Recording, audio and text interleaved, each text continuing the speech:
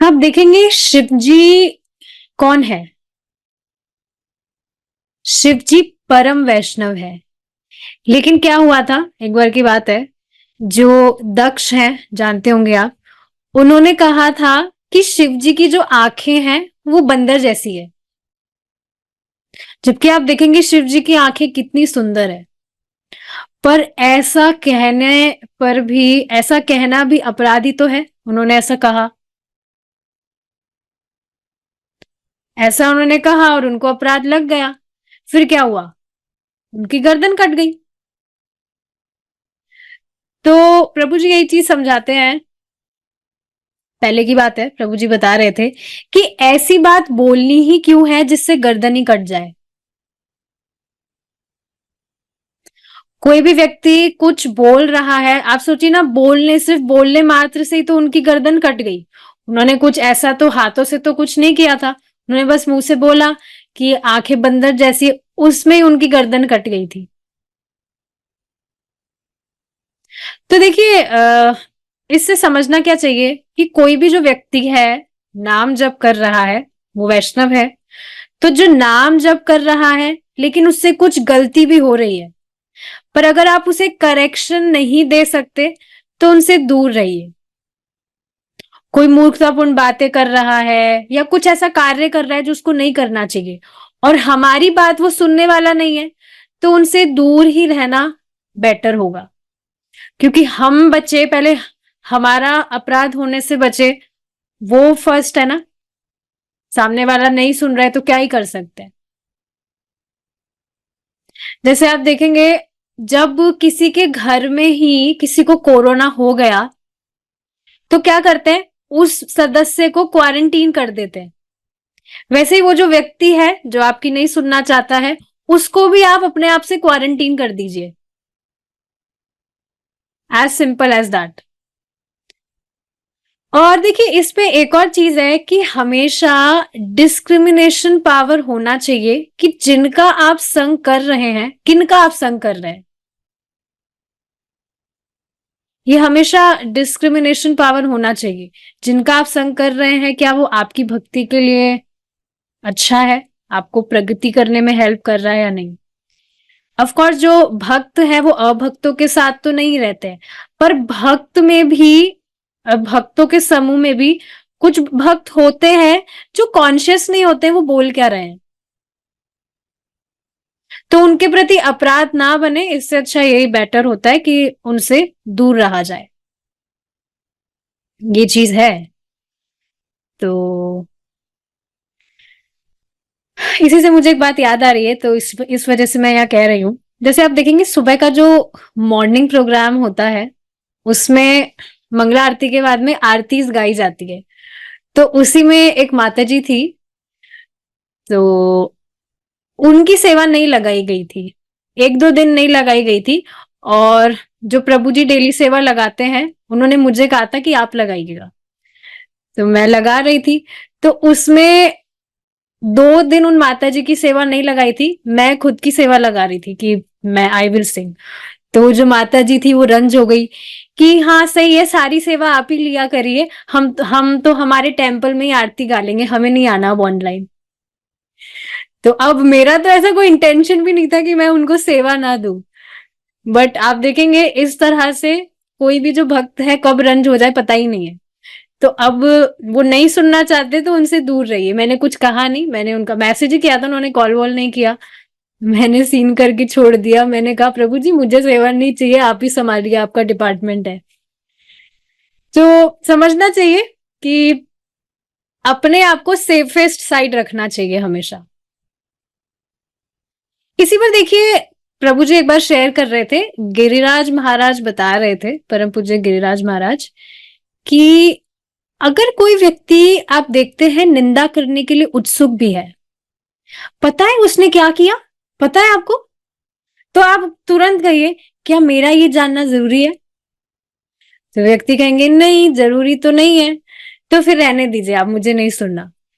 तो इससे जो बिना मतलब की बात है, किसी की निंदा सुनना भी तो एक खराबी चीज है, उसमें कुछ टेस्ट अगर किसी को मिल रहा है बताने में, तो सुनने में भी से दूरी रहना चाहिए। या जैसे कई बार होता है, कोई भक्त प्रवचन कर रहे हैं, अब हो सकता है आपको सबका जो प्रवचन है उससे प्रेरणा नहीं मिलती हो, तो अब उनके प्रवचन में ऐसे नहीं बोलना चाहिए कि इनका तो प्रवचन ही अच्छा नहीं है, वो भी तो निंदा हो गई। आप सोचिए ना, वो कुछ भी बोल पा रहा है, भगवान उसको सामर्थ्य दे रहे, तभी तो वो कुछ भगवान का गुणगान कर पा रहा है, खुद की बात तो कुछ नहीं कह रहा है। वो अलग बात है अगर वो कुछ और निराकारवादी वगैरह कुछ बोल रहा है, लेकिन अगर इस तरह की कुछ सिचुएशन होती है तो यू कैन सिंपली से कि मुझे उनसे प्रेरणा नहीं मिल रही है। पर अगर आप इस तरह से कमी निकालने लगेंगे तो वो भी अपराध बन जाता है। देख रहे हैं आप कितनी छोटी छोटी चीजें हैं, तो बहुत कॉन्शियस होना जरूरी है। ऐसी ही छोटी छोटी चीजों में अपराध बन जाता है जो हमें मालूम भी नहीं चलता कि ये अपराध भी है क्या, पर जब हम श्रवण करते हैं तब मालूम चलता है अरे ये तो अपराध में आता है, ये चीज है। तो जैसे कोई व्यक्ति आप पर कुछ कह भी रहा है, आप पे कुछ चिल्ला रहा है या कुछ भी कह रहा है, प्रभु जी ये चीज बता रहे थे एक बार, तो जिस भी व्यक्ति पर आक्षेप किया जा रहा है, अगर वो व्यक्ति चुप रह गया, तो आप देखेंगे वो कुछ भी गलत बोल रहा है, उसका अपराध तो उसे लगेगा। साथ ही में जिस व्यक्ति पर आक्षेप किया जा रहा है और वो व्यक्ति कुछ नहीं कह रहा, वो चुप है, तो उसके जो भी पाप वगैरह थे वो भी उस व्यक्ति में ट्रांसफर हो जाते हैं। तो बुद्धिमानी क्या है? चुप रहना, एटलीस्ट ऐसी सिचुएशन में, क्योंकि पता है ऐसा होता है, सामने वाला व्यक्ति कुछ क्रोध कर रहा है, अगर हम भी उसको जवाब देते तो बात बढ़ती ही है, इससे अच्छा चुप रहना ही होता है। तो ठीक है, ये सारे कुछ पॉइंट्स थे जो डिस्कस करना चाह रही थी मैं। आज हम हमारा दूसरा नाम अपराध स्टार्ट करेंगे। देखते हैं ये श्लोका। शिवस्य श्रीविष्णोर्य इह गुणनामादिसकलं धिया भिन्नं पश्येत् स खलु हरिनाम अहितकरः। इसका ट्यून ऐसे ही है। ठीक है, अब हमें आगे देखते हैं। शिव भगवान की जय। इसी पर देखिए, मुझे एक बार मतलब क्वेश्चन आया था, जिज्ञासा हुई थी कि शिव जी है कौन। आप देखेंगे भगवान तो, मैंने प्रभु जी से पूछा था, प्रभु जी भगवान तो कृष्ण है ना, फिर शिव जी को भी भगवान क्यों कहा जाता है? शिव भगवान, देखिए यहां पर भी लिखा है, यहां पर नहीं लिखा है पर आगे आएगा, शिव भगवान, या कहते हैं इंद्र भगवान इंद्र। तो भगवान तो कृष्ण है, फिर इनको भी कृष्ण, इनको भी भगवान क्यों कहा जाता है? प्रभु जी ने सिंपल सा बहुत सटीक सा आंसर दिया, because they have Krishna's qualities to some extent, but Krishna is स्वयं भगवान। तो समझना चाहिए कि शिव जी जो है वो भी तो ऐश्वर्यशाली हैं। लेकिन आप देखेंगे कुछ जो भक्त हैं, वैष्णव जनी, शिव जी के मंदिर अगर सामने आता है तो मुंह घुमाकर, ये नहीं कि मुंह घुमाकर हम चल दे, ऐसा नहीं होना चाहिए। आप सोचिए ना क्या कठिनाई है भगवान के संबंध में उनको प्रणाम करने में। मुझे ये चीज पहले मालूम नहीं थी। मतलब आप देखेंगे श्रवण बहुत ज्यादा इंपॉर्टेंट है, अगर आप सुनेंगे नहीं तो पता ही नहीं चलेगा। तो शुरू में पता लगा था, पहले तो मैं बस सोच रही थी कि सभी एक हैं, सभी भगवान, सब जो कृष्णा है सभी कृष्णा ही है, अलग अलग इनकारनेशन बोला है ना, तो शिव जी का जो इनकारनेशन है वो भी भगवान कृष्ण है, गणेश जी भी भगवान कृष्ण है, सब कृष्णा है। I was confuse like this. और एक दो जनों को इस तरह से मैंने प्रचार भी कर दिया था उस टाइम, पर बाद में जब सही चीज पता लगी थी तो आई करेक्टेड इट। तो बाद में जब पता लगा कि नहीं, भगवान कृष्ण है, बाकी सब देवी देवता हैं, ये चीज बाद में पता लगी, तो ऐसे पता लगा कि भगवान परम है, बाकी सब देवी देवता है मतलब भगवान से नीचे हैं। तो आप देखेंगे इसमें भी कई बार दोष दृष्टि हो जाती है, संभावना होती है। मतलब कि जो देवी देवता है उनको निम्न नहीं समझना चाहिए। अभी आगे इसी पर बहुत डिटेल में डिस्कशन होगा, महाराज बहुत अच्छे से इसको एक्सप्लेन करे हैं। तो बाद में जब मुझे ये चीज पता लगी तो आई ऑल्सो स्टार्टेड, जब भी कुछ मंदिर दिखता है शिव जी का या कुछ भी देवी देवताओं का, सो आई जस्ट रिसाइट वांछा कल्पतरुभ्यश्च कृपा सिंधुभ्यो एव च पतितनां पावनेभ्यो वैष्णवेभ्यो नमो नमः। लेकिन अगर व्यक्ति इस तरह से नहीं करता है, सोचिए ना इस तरह से वो मुंह फेर रहा है कि अरे ये तो शिव जी का मंदिर है, आई विल नॉट पे ओबीसेंसेस, ये तो दुर्गा देवी है, तो ये सब अपराध बन जाते हैं। शिव जी के नाम को भगवान के नाम से भिन्न समझना यह अपराध है। बिल्कुल ध्यान से सुनेंगे, आज पूरा बहुत डिटेल में हम पढ़ेंगे। फिर से देखिए, शिव जी के नाम को भगवान के नाम से भिन्न समझना यह अपराध है। श्रीला प्रभुपाद जी इसकी व्याख्या करते हुए कहते हैं, शिव जी के नाम को भगवान के नाम से स्वतंत्र नहीं समझना चाहिए। तो समझ रहे हैं आप यहां पर ये जो चीज बताई जा रही है? प्राय इस संसार में देखा गया है कि लोग भगवान और देवताओं में अंतर नहीं समझते, उन्हें एक ही समझते हैं। वास्तविकता यह है कि भगवान के नाम के अंदर सबका नाम आ जाता है, अलग से देवताओं का नाम जपने की आवश्यकता ही नहीं है। तो यहां पर आप देखेंगे अपराध कैसे बनता है कि भाई भगवान कृष्ण का नाम लो या अन्य देवी देवताओं का नाम लो, एक ही बात है। तो ये एक अपराध बन जाता है। ये दूसरा नाम अपराध यही है कि देवी देवताओं के नाम, देवताओं के नाम को भगवान के नाम के इक्वल समझना। इसको देखिए बहुत इजी वे में समझने के लिए क्या है, जैसे देखिए ये बात कही जा रही है, एक दृष्टि से शिव जी साक्षात भगवान है, परंतु दूसरी दृष्टि से वे भगवान के भक्त हैं, परम वैष्णव है। इसको देखिए समझने के लिए जैसे आप देखेंगे दही और दूध का एग्जाम्पल दिया जाता है।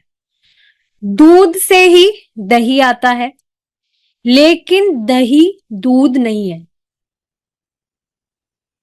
उसमें कुछ विकार के कारण वो दही में परिवर्तित हो जाता है। जो दूध है वो दही में परिवर्तित हो जाता है। तो जब भगवान विष्णु आप देखेंगे माया को स्पर्श करते हैं तो वह शिव तत्व कहलाता है और वो जीवात्मा नहीं है। शिव जी की पत्नी कौन है? दुर्गा देवी, माया देवी। तो उनका स्पर्श करते हैं शिव जी, विकार कह लीजिए, है वो निर्गुण अवस्था में ही, पर इस तरह से स्पर्श करने के कारण वह विष्णु है भी और नहीं भी। समझ रहे हैं इस बात को आप? जैसे कहा जाए कि क्या दही दूध है? नहीं, पर दही दूध नहीं है ये भी तो नहीं कहा जा सकता। दही दूध है भी और नहीं भी, क्योंकि दूध से ही दही आ रहा है। तो ये सेम क्वालिटीज का है, इस वजह से इस तरह से कहा जा रहा है। अब बिल्कुल इसके अलग से अगर हम ले एग्जाम्पल, पानी और प्लास्टिक का एग्जाम्पल लीजिए, तो ये तो बिल्कुल दोनों ही डिफरेंट हो गए। लेकिन दूध और दही के एग्जाम्पल से समझ में आ रहा होगा। तो ये चीज यहां पर समझने वाली है कि जो शिव जी हैं वो भगवान विष्णु जब माया का स्पर्श करते हैं तो वो शिव तत्व कहलाता है। तो ये चीज है। तो यहां पर ये बात समझनी चाहिए कि भगवान का नाम अन्य जो देवी देवताएं हैं वो अन्य देवी देवताओं के नाम ये एक ही नहीं है। तभी आप देखेंगे काफी लोग जो हैं वो हरे कृष्ण महामंत्र से पहले भी बहुत मंत्र जपते होंगे, होता है ऐसा, कुछ चैंटिंग करते हैं, हमें गुरु जी ने मंत्र दिया है या गुप्त मंत्र वो कुछ जाप करते हैं, पर फिर भी उनके जीवन में कुछ ट्रांसफॉर्मेशन नहीं आता है। बहुत अजीब सी बात है, अभी 2 दिन पहले ही जहां मैं गई थी तो वहां पर एक माता जी थी, तो वो भी कुछ संस्था से जुड़ी हुई थी। तो कह रही थी कि हाँ हम भी एक संस्था से जुड़े हैं।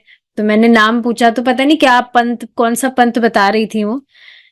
और फिर मैंने पूछा क्या होता है इसमें। तो बोले हम महाप्रभु को मानते हैं, हम महाप्रभु को मानते हैं। तो मैंने कहा अच्छा अच्छा, हरे कृष्ण महामंत्र तो जपते होंगे। नहीं नहीं, हम गुप्त मंत्र जपते हैं। तो ये मेरे को कहानी समझ नहीं आई, महाप्रभु को मानते हो और हरे कृष्ण महामंत्र जप नहीं करते हो। हमारी गुरुजी ने जो मंत्र दिया है हम वो जप करते हैं, और वो बताना नहीं है, वो गुप्त मंत्र होता है। यहाँ प्रभुपाद जी तो कुछ और ही बताते हैं कि जितना आप नाम देंगे उतना अच्छा है, लेकिन यहाँ पर कुछ और ही है। तो इस तरह से आप देखेंगे काफी सारी गड़बड़ चीजें हैं। और अब इस तरह से जब सामने ये सारी चीजें आती है, तो बस दिमाग में तुरंत एक ही बात क्लिक करती है कि भगवान की कितनी मर्सी है जो एकदम सही सही पाथ पर मेरी गाड़ी अटकाई है। कहीं पर भी ऐसा नहीं है। सच में ये बात है, इससे पहले कोई दूसरा कहीं पर भटकी हूं मैं, ऐसा नहीं है। एटलीस्ट इस जीवन में पहले तो भटक के आ ही चुके हैं, पता नहीं कहाँ कहाँ पर। बट आप देखिए ना, कृष्ण की कितनी असीम कृपा है। नहीं तो संभावना थी ना कि अभी पता नहीं कौन सा हम भी जप मंत्र जप रहे होते। इज इट नॉट, रुक्मिणी माता जी, सुमित प्रभु जी? तो दिस इज जस्ट अमेजिंग। तो हाँ, ये चीज समझनी चाहिए कि भगवान का जो नाम है वो अन्य जो भी नाम होते हैं देवी देवताओं के या कुछ भी किसी गुरु जी का, वो सब सेम नहीं है, एक ही नहीं है। और भगवान का नाम जपने से, भगवान का नाम उच्चारण करने से सारे जो देवी देवता है वह भी संतुष्ट हो जाते हैं।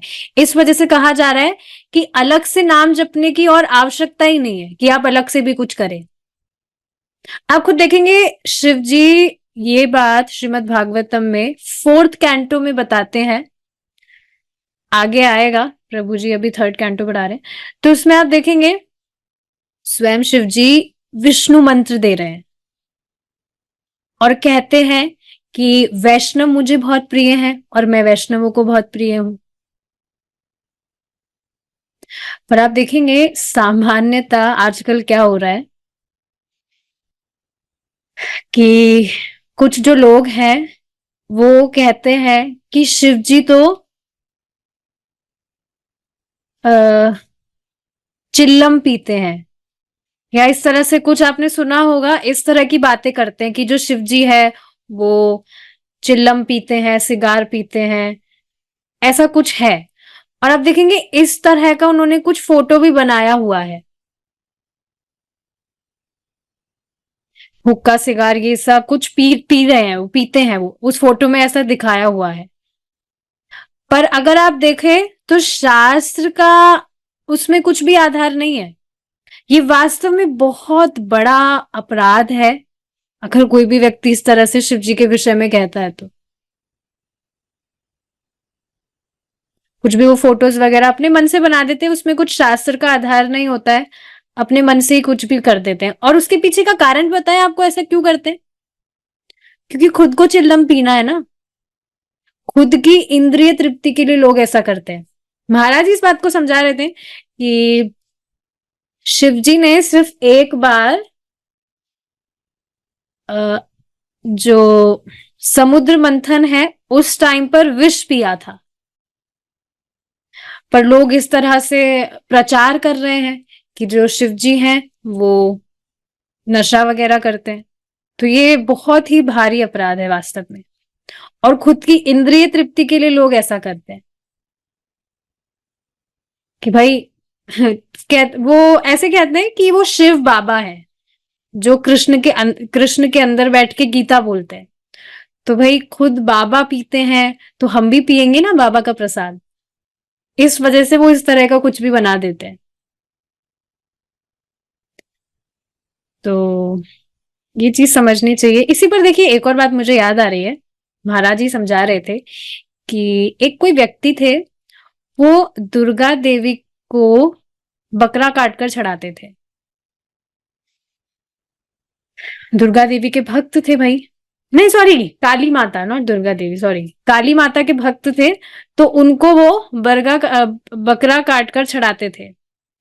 बाद में उनका जब थोड़ी एज हो गई, ओल्ड एज में जब वो आए, थोड़ा वृद्धावस्था आया उनका, तो उन्होंने बकरा चढ़ाना बंद कर दिया। तो एक कोई व्यक्ति थे, वो उनको जानते थे कि वो इस तरह से काली माता के भक्त हैं। तो उनको आश्चर्य हुआ कि इन्होंने बंद क्यों कर दिया। हालांकि वो उन सब चीजों के विरुद्ध थे। He was not liking it कि वो इस तरह से हत्या करके और ये सारी चीजें करते हैं। तो बाद में उनसे पूछा कि भाई ऐसा क्यों।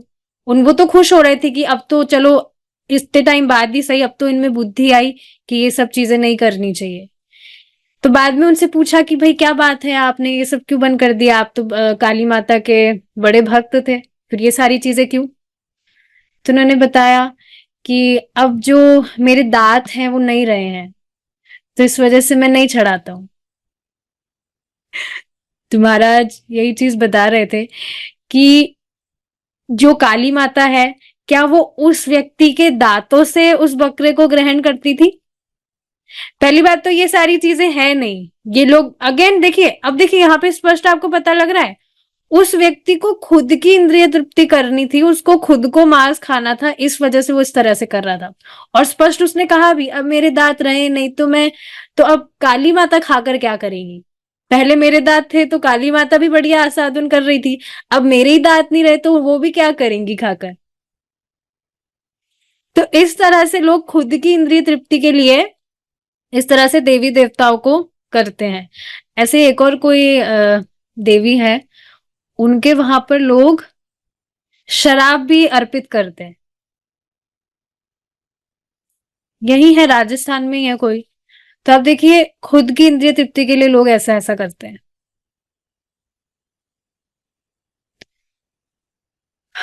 एनीवेज, तो ये चीज समझ में आ रही है आपको कि शिव जी जीव तत्व नहीं है,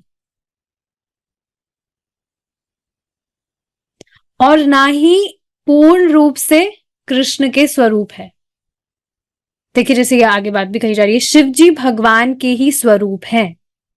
मतलब जीव तत्व नहीं है हमारी तरह, जीव नहीं है शिव जी, लेकिन भगवान की तरह पूर्ण रूप से कृष्ण के स्वरूप भी नहीं है।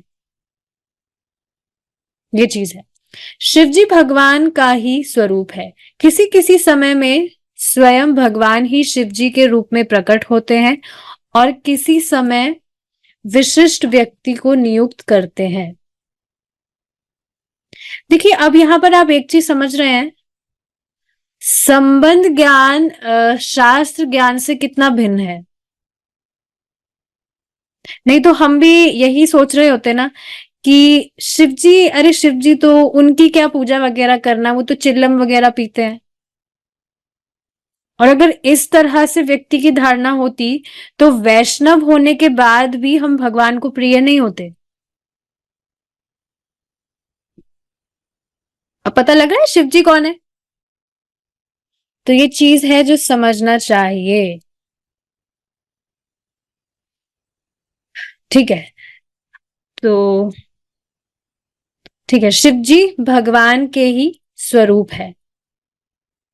किसी किसी समय में स्वयं भगवान ही शिव जी के रूप में प्रकट होते हैं, और किसी समय वे विशिष्ट व्यक्ति को नियुक्त करते हैं।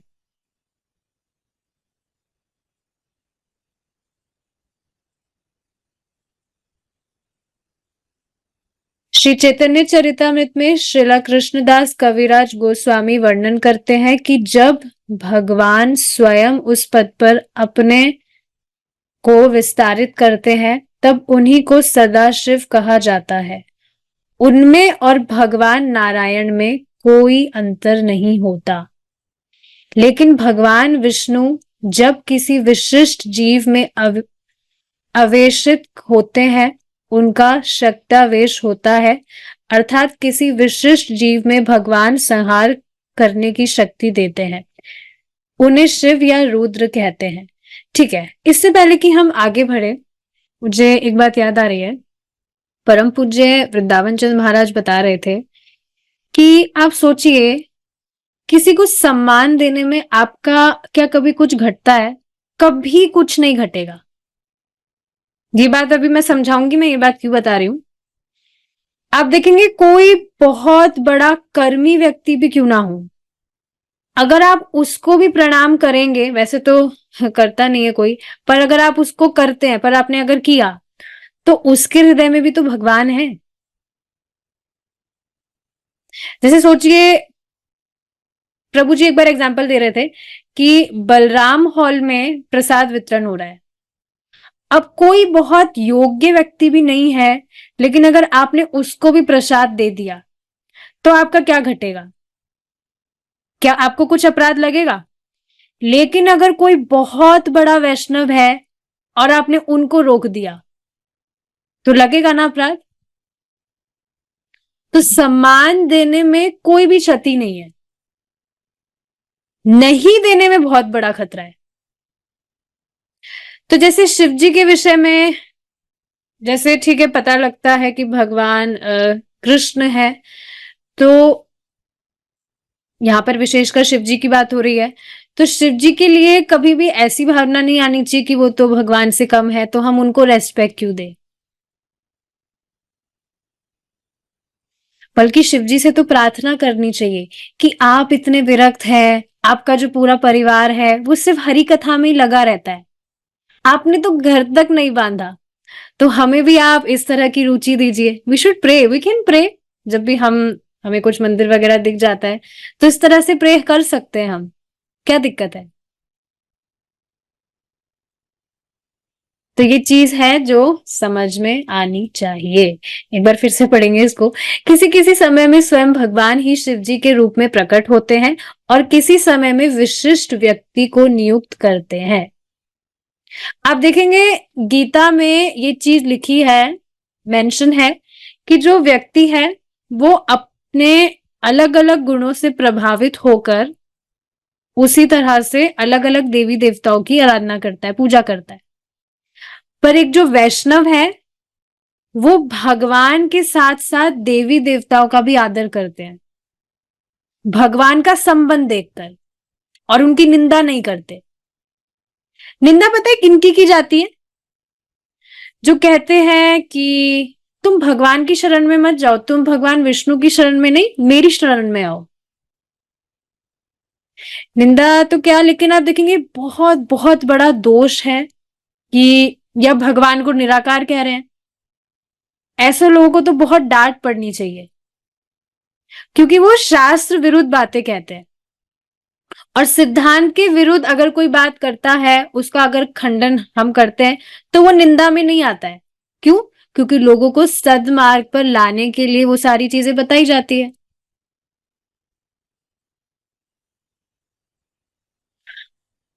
तो उसी पॉइंट को मैं कंटिन्यू कर रही थी। ठीक है, अब देखते हैं। श्री चैतन्य चरितमृत में श्रीला कृष्ण दास कविराज गोस्वामी वर्णन करते हैं कि जब भगवान स्वयं उस पद पर अपने को विस्तारित करते हैं, तब उन्हीं को सदाशिव कहा जाता है। उनमें और भगवान नारायण में कोई अंतर नहीं होता, लेकिन भगवान विष्णु जब किसी विशिष्ट जीव में आवेशित होते हैं, उनका शक्त्यावेश होता है, अर्थात किसी विशिष्ट जीव में भगवान संहार करने की शक्ति देते हैं। उन्हें शिव या रुद्र कहते हैं। श्रीपाद माधवाचार्य भी इस सिद्धांत को स्वीकार करते हैं। अगर शिव जी के पद पर कोई जीव है, तो वह कोई साधारण जीव नहीं है, मतलब हमारी तरह साधारण जीव नहीं है। कई प्रकार के ऐसे जीव भी हैं जिनमें भवदीय गुण बहुत है। जीव जीव में भी बहुत अंतर होता है। शिव जी इस तरह के व्यक्ति हैं जिन्हें जीव भी नहीं कह सकते और भगवान भी नहीं कह सकते। जैसे अभी हमने दूध का एग्जाम्पल लिया कि दही को दूध भी नहीं कह सकते, लेकिन ये भी नहीं कह सकते कि दही दूध नहीं है, क्योंकि आ तो उसमें से रहा है। तो शिव जी इस तरह के व्यक्ति हैं जिन्हें जीव भी नहीं कह सकते और भगवान भी नहीं कह सकते। तो ये चीज है। ठीक है, अब हम आगे बढ़ते हैं। मुझे और भी बातें कुछ कहनी थी, मैं भूल रही हूँ यहाँ पे।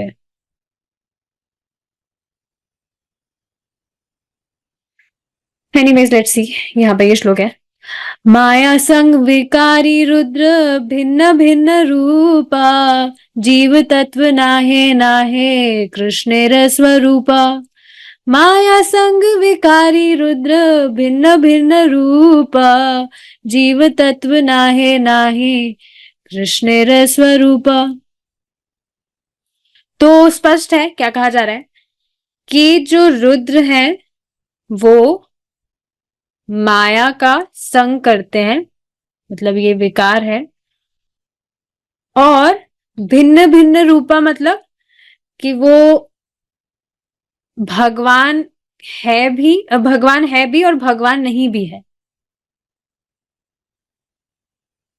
ये चीज यहां पर बताई जा रही है।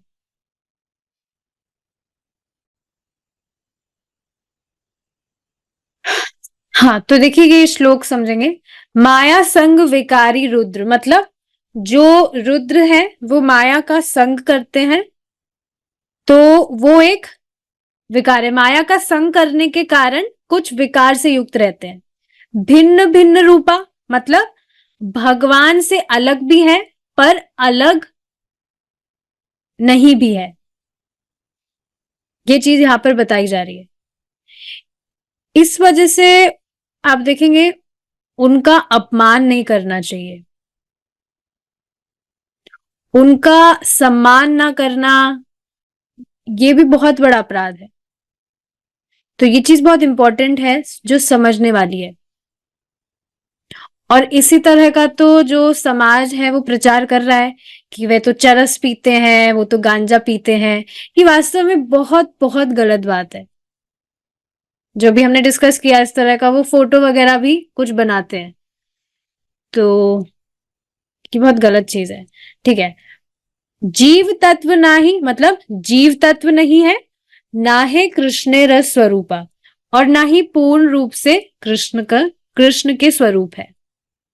तो चैतन्य चरितामृत मत का मध्य लीला का श्लोक है ये, देखेंगे क्या है। यह भगवान और जीव के मध्य की दशा है, लेकिन शिव जी को जीव कहना ये बहुत बड़ा अपराध है। मतलब शिव जी हमारी तरह बद्ध जीव नहीं है, इसी वजह से कोई व्यक्ति शिव जी नहीं बन सकता। ये बात भी समझनी चाहिए। शिव जी स्वयं ये बताते हैं कि 100 जन्मों के बाद में ब्रह्मा जी का पद प्राप्त होता है, और अगर वो अधिक प्रगति करता है तो वो मेरे पास आता है। आगे बताते हैं जो वैष्णव जन है वो इसी जन्म के बाद भगवान के पास चले जाते हैं, और हम हम सब प्रलय के बाद में भगवान के पास में चले जाते हैं, इस तरह से बताते हैं। तो शिव जी कभी मरते नहीं है। उनका एक गुण ये भी है कि वो अमर है।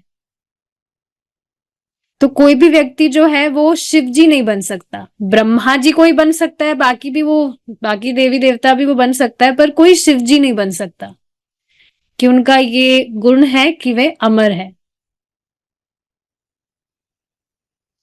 अतः शिव जी का उतना ही आदर होना चाहिए जितना भगवान का होता है। उनके लिए कभी भी हीन भावना नहीं होनी चाहिए। शास्त्रकार हमें सावधान कर रहे हैं, शिव जी को भगवान समझ ले यह अपराध नहीं है, लेकिन शिव जी को अगर हीन समझे तो यह अपराध है। वही जो भी हमने डिस्कस किया कि कोई व्यक्ति है, कोई निम्न व्यक्ति है, अगर आपने उसका भी सम्मान कर दिया तो आपकी कोई हानि नहीं है, लेकिन किसी बड़े व्यक्ति का आपने सम्मान नहीं किया, उसका अपराध किया, तो बहुत बड़ा खतरा है वो। तो ये चीज यहाँ पे महाराज समझा रहे, यदि कोई व्यक्ति किसी साधारण व्यक्ति को ज्यादा आदर सम्मान देता है तो ये अपराध नहीं है, लेकिन आदर देने योग्य व्यक्ति को आदर ना देना यह अपराध है। जब भगवान के स्वरूप, गुण, धर्म आदि की व्याख्या की जा रही हो उस समय शिव जी के तत्व को बताना चाहिए कि वे भगवान के सेवक हैं। तो ये चीज बिल्कुल स्पष्ट भी है। आप देखेंगे जो नंदग्राम है, वहां पर पहले भगवान कृष्ण को भोग लगाया जाता है और बाद में नंदेश्वर महादेव है वहां पर ही, उनको भोग लगाया जाता है। फिर बाद में उसको महाप्रसादम के रूप में सबके बीच में बांटा जाता है। तो इसमें कोई दोष नहीं है। इसी तरह से आप देखेंगे जगन्नाथपुरी में भी ऐसा ही होता है। पहले जगन्नाथ जी को भोग लगाया जाता है, फिर वो प्रसाद विमला देवी को लगाया जाता है भोग, और फिर बाद में उसको भी बाद में बांटा जाता है। तो इसमें कोई दोष नहीं है। अभी कल की बात है या 2 दिन पहले की बात है, हाँ कल की बात है, एक भक्त बता रहे थे कि उनके गांव में भी कुछ फेस्टिवल होता है, तो उसमें फीस्ट होता है। तो उसमें जो भक्त हैं वो तो भगवान कृष्ण का प्रसाद पाते हैं, और जो अभक्त हैं वो देवी देवताओं का प्रसाद पाते हैं।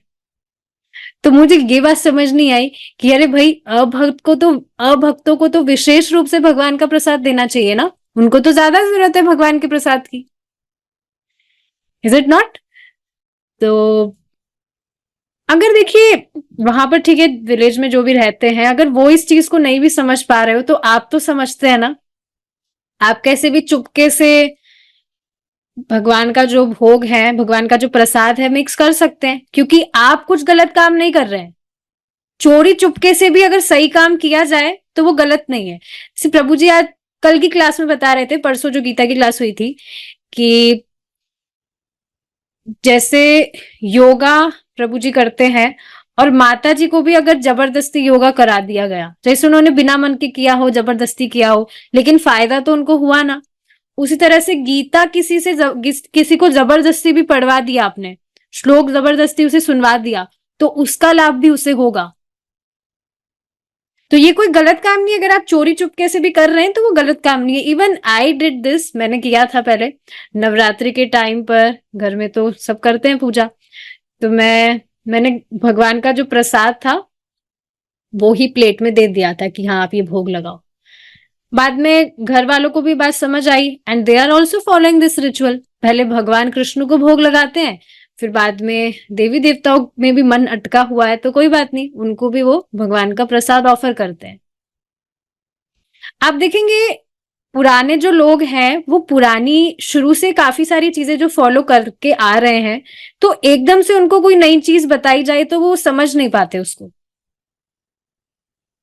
But still if they are accepting that या कृष्णा इज सुप्रीम पर्सनालिटी, पर वो बाकी अन्य देवी देवताओं की भी भक्ति पूजा करना चाहते हैं, तो ठीक है करिए। भगवान का संबंध देखकर कर रहे हैं तो करिए, क्या दिक्कत है। मतलब करना नहीं चाहिए, पर अब उनका मन नहीं हट रहा है तो कर रहे हैं। क्योंकि आप देखेंगे अगर इस तरह से किया जाता है तो भावना आ जाती है कि जो अन्य देवी देवता हैं वो भगवान से स्वतंत्र भगवान है, तो वहां अपराध बन जाता है। सोचिए ना, कोई प्राइम मिनिस्टर है, जब प्राइम मिनिस्टर की कोई व्यक्ति सेवा कर रहा है, उनका कुछ ध्यान व्यान रख रहा है, तो फिर जो सेक्रेटरी है वो तो अपने आप ही संतुष्ट हो जाते हैं कि भाई प्राइम मिनिस्टर खुश है, तो उनकी अलग से कुछ भी क्या जरूरत है करने की। ये एग्जाम्पल के रूप में बताया जा रहा है। तो उसी तरह से जब भगवान संतुष्ट हो जाते हैं, भगवान की पूजा कर रहे हैं, तो बाकी देवी देवता भी अपने आप संतुष्ट हो जाते हैं, अलग से उनकी आराधना करने की जरूरत नहीं है। तो नेक्स्ट टाइम में जो भी भक्त हैं जिनके फेस्टिवल होता है, यू कैन ट्राई दिस, चुपके से कर दीजिए आप। कृष्णा देख रहे हैं आपका एफर्ट, और देवी देवता को भी पता है, वो और ज्यादा प्रसन्न होते हैं भगवान का प्रसाद पाकर। अभी आपको मैं भोग दूं, आपको कैसा लगेगा? नहीं, मुझे तो भगवान का प्रसाद ही पाना है, मैं भोग कैसे पा सकता हूं? तो वही चीज यहां पर है। लोग अज्ञान में भोग डायरेक्टली देवी देवताओं को दे देते हैं, उनको पता नहीं है क्योंकि। पर आपको अगर पता है फिर भी आप सेम चीज फॉलो कर रहे हैं या करवा रहे हैं, तो फिर क्या भेद हुआ? समझना चाहिए इस चीज को। तो ये चीज है, अलग से शिव जी या दुर्गा देवी की पूजा करने की जरूरत नहीं है, नहीं तो ये भाव आ जाता है कि ये भगवान से स्वतंत्र ईश्वर है। तो ये समझने वाली बात है। ठीक है, आगे देखते हैं अब। पद्म पुराण में शास्त्र कहते हैं शिव जी के नाम को भगवान विष्णु के नाम से भिन्न समझना यह अपराध है। हम भगवान के भक्त हैं, उनसे प्रेम करते हैं, लेकिन भगवान के जो सबसे श्रेष्ठ भक्त है महाभागवत, ऐसे शिव जी का कभी भी निरादर नहीं होना चाहिए। नहीं तो नाम जब अपना फल नहीं देता। चैंटिंग हम कर रहे हैं, नाम जप हम कर रहे हैं, फिर भी भगवान उसको छिपा लेते हैं। मतलब जो पूरा फल देना चाहिए वो नहीं देते। क्यों अपराध किया? क्यों मेरे जो परम भक्त है, श्रेष्ठ भक्त है, उनका क्यों नहीं सम्मान दिया? अब पूरा फल मैं नहीं दूंगा, भगवान उसको रख लेते हैं। तो यही चीज यहाँ बताई जा रही है। नहीं तो नाम जब अपना फल नहीं देता, नाम जब मतलब भगवान और भगवान के नाम में कुछ भेद नहीं, कुछ भी भेद नहीं है। तो ये चीज समझनी चाहिए। ऐसा नहीं होना चाहिए कि कोई भगवान शिव या भगवान श्री कृष्ण की पूजा एक ही मानकर करे। जैसे घर में आने वाली बहू के लिए परिवार के सभी सदस्य, सास ससुर आदि आदरणीय है। बहुत ही सुंदर एग्जाम्पल से महाराज ये चीज समझा रहे हैं। लेकिन पति के साथ उसका जो व्यवहार होगा वह किसी के साथ नहीं हो सकता। वैसे ही भगवान से जीव का जो संबंध है वह अन्य किसी देवता के साथ नहीं हो सकता। तो यहां पर क्या बात समझाई जा रही है? जैसे आप देखेंगे कि कोई माता जी हैं, तो वो पति के संबंध में ही बाकी जो घर वाले हैं, शादी करके वो जाती है तो पति के संबंध में ही बाकी जो घर के सदस्य हैं उनका भी वो आदर करती है और उनके साथ भी वो प्रेम करती है, उनको आदर देती है, उनका सम्मान करती है, लेकिन पति के संबंध में। लेकिन ऐसा नहीं है कि पति को छोड़कर वो बाकी सबका सम्मान कर रही है। वो चीज पॉसिबल भी नहीं हो सकती कि पति से तो वो द्वेष कर रही है, पति को तो घर से बाहर निकाल दिया और घर वालों से प्रेम कर रही है। ये चीज नहीं होती है। तो यही चीज यहाँ पर महाराज समझा रहे हैं कि ऐसा नहीं होना चाहिए कि कोई भगवान शिव या भगवान श्री कृष्ण की पूजा एक ही मानकर करे। जैसे घर में आने वाली बहू के लिए परिवार के सभी सास ससुर सदस्य, सास ससुर आदि आदरणीय है, लेकिन पति के साथ उसका जो व्यवहार होगा वह किसी के साथ नहीं हो सकता। वैसे ही भगवान से जीव का जो संबंध है वह अन्य किसी देवता के साथ नहीं हो सकता। आराध्य तो भगवान कृष्ण ही है। शिव जी भी परम आदरणीय है लेकिन आराध्य नहीं है। आप देखेंगे काफी लोग काफी सारे सीरियल्स वगैरह भी बना देते हैं। एक कोई सीरियल था राधा कृष्ण का, देखा होगा आपने, आता था टीवी पर। तो उसमें क्या है, भगवान शिव जी कहते हैं कि कृष्ण मेरे आराध्य हैं, और उसमें जो भगवान कृष्ण है वो भी यही चीज कहते हैं, शिव जी मेरे आराध्य। मैं पहले देखती थी इसलिए मुझे एकदम से ये चीज याद आई। मैं कुछ सोचती थी अरे ये कैसे पॉसिबल है, दोनों एक दूसरे के आराध्य कैसे हो सकते हैं? तो वो लोग स्क्रिप्चर्स फॉलो नहीं कर रहे, वो कुछ भी मन घड़त बना देते हैं। आधी आधी बातें ठीक है उनको स्क्रिप्चर से पता होती है, पर पूरी पूरी डीप में चीजें नहीं मालूम होती। एक माता जी मुझसे पूछती है, दुर्गा देवी तो भगवान कृष्ण की बहन है ना? तो वो जो सीरियल है उसमें इस तरह से बताया हुआ है उन्होंने। भगवान कृष्ण दुर्गा देवी को कहते हैं आप तो मेरी बहन है, आप तो ये है वो है। तो ऐसा कुछ भी नहीं है। दुर्गा देवी भगवान की बहिरंगा शक्ति है। She is also devotee of Lord Krishna. तो समझ आ रहा है, शिव जी परम आदरणीय है लेकिन आराध्य नहीं है। आराध्य तो भगवान कृष्ण ही है। भगवान शिव के प्रति परम श्रद्धा होनी चाहिए। उनके मंदिरों में जाना स्वाभाविक होना चाहिए। यस, जो चैतन्य महाप्रभु हैं वे भी जाते थे, खूब जाते थे महाप्रभु वहां पर, और खूब कीर्तन भी करते थे जम के। और सिर्फ कीर्तन ही नहीं, जो शिव जी की उपासना करते थे उनको भी वैष्णव बना देते थे।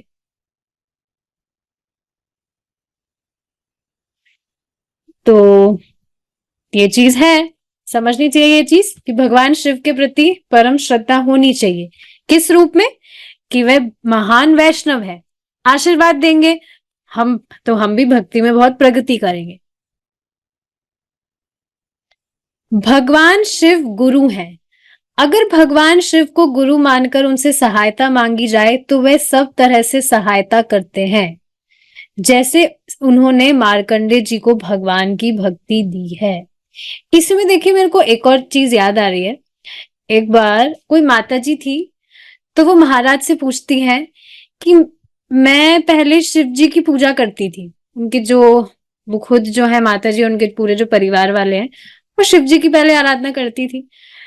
तो उन्होंने पूछा महाराज से कि मैं पहले शिव जी की भक्ति करती थी, लेकिन अब मैं उनको छोड़कर भगवान कृष्ण की भक्ति कर रही हूँ, तो शिव जी रंज नहीं हो जाएंगे? तो महाराज ने उनको समझाया कि आप शिव जी की भक्ति छोड़ नहीं रही हैं, आप कृष्ण की भक्ति कर रही हैं। तो इसको बहुत सुंदर तरह से महाराज ने समझाया। उस टाइम पर उनको ये बात समझ में नहीं आई थी, उन माता जी को। तो उन्होंने बताया, एग्जाम्पल से समझाया कि जैसे आप देखेंगे एक जो लड़की है वो अपनी माँ के साथ में कितना घुल मिल के रहती है। अपनी माँ के साथ में हाथ डालकर चलेगी भी, बाजार भी जाएगी, शॉपिंग भी करेगी, सारा काम करेगी। लेकिन जैसे ही उसकी शादी हो जाती है तो वही लड़की अपनी माँ का हाथ छोड़ के पति का हाथ थाम लेती है। तो क्या इस पर जो माँ है वो क्या अपनी बेटी पर रंज हो जाती है?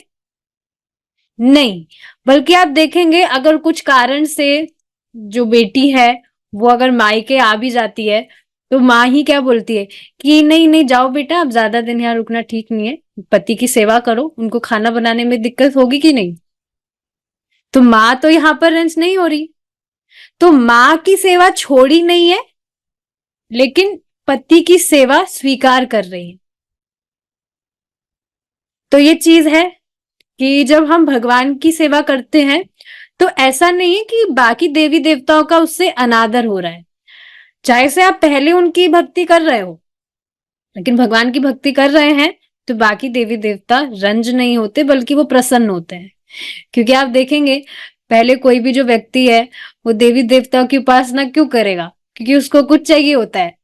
प्राय प्राय ऐसे ही होता है, डील करते हैं। तो देवी देवता भी परेशान होते हैं, शिव जी तो विशेष रूप से परेशान होते हैं। अरे हमारे भजन में हमको डिस्टर्ब करने आया, ठीक है तुमको ये चाहिए तुम ले जाओ जाओ, हमें हमारे भजन में डिस्टर्ब मत करो, हमें हमारा आराम से भजन करने दो।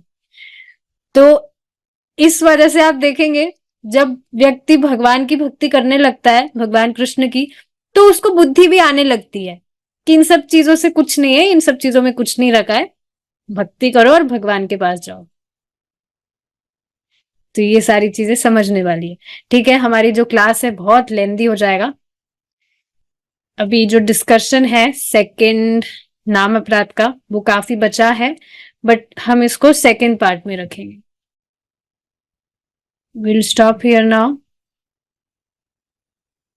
मैं तो ये प्रे करता हूँ कि भागवत समझ में आ जाए। हाँ हाँ, करते रहिए, आ जाएगा। इसी पर भक्त कह रहे थे कि क्या मुझे संस्कृत सीखनी चाहिए? तो देखिए कुछ भी अलग से सीखने की जरूरत नहीं है।